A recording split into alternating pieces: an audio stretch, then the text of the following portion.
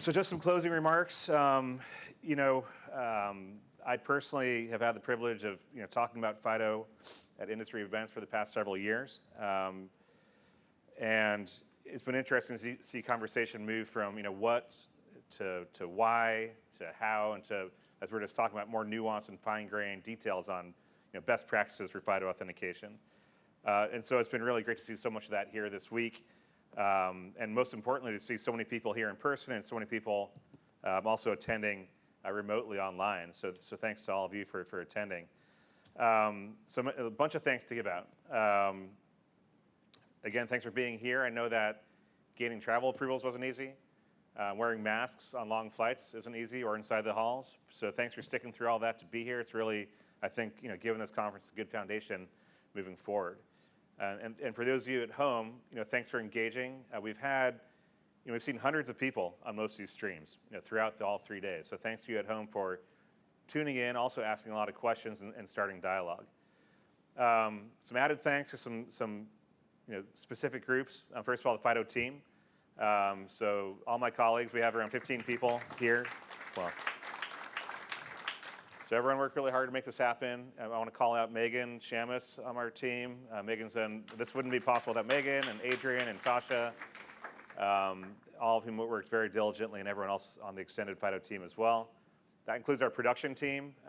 So you've seen Segway Nick cruising around. But these guys are amazing. All the aesthetics you see are their good work from working with them the past couple of years.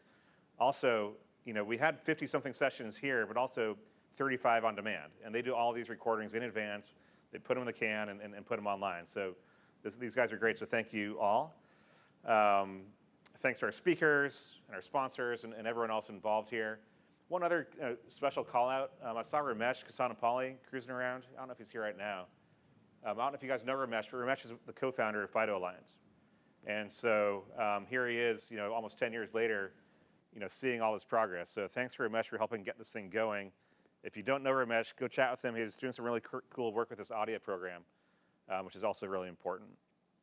So on from thank yous to numbers. It's hard to quantify everything we saw this week, but some numbers for you to ponder. We had over 80 sessions. That includes over 25 case studies.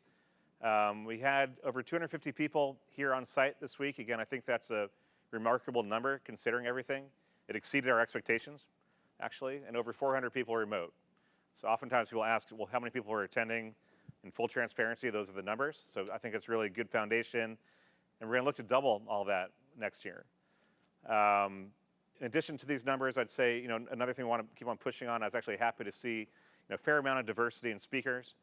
We want to make sure we bring all sorts of viewpoints into Authenticate moving forward. So thanks to everyone who submitted.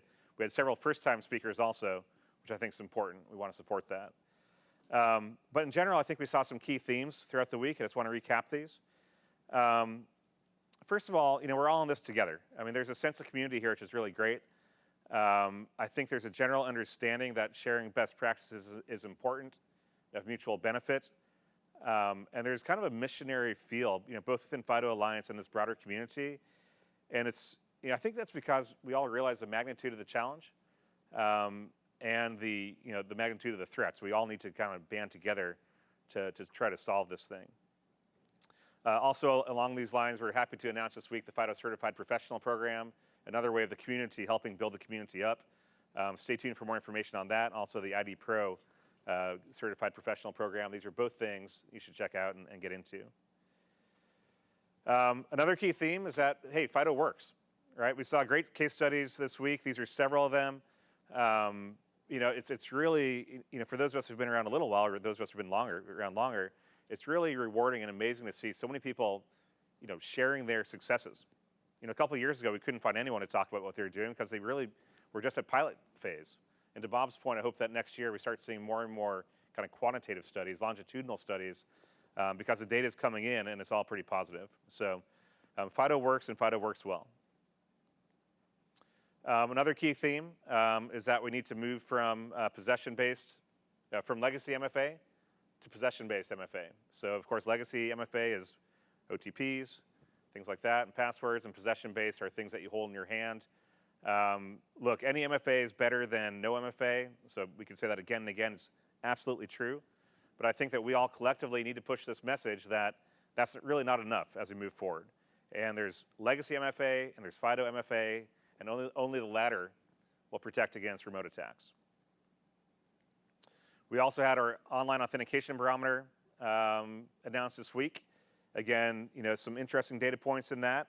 It's good in the sense that consumers are generally, broadly aware of the threats that they're facing, but bad or work remains to be done in the sense that consumers, while they know they need to do something, they don't know what to do, or they're not doing the right things quite yet. So really happy to have released this barometer as a benchmark to keep ourselves honest as we move forward to track our progress. And look, we need to get your inputs and engagement.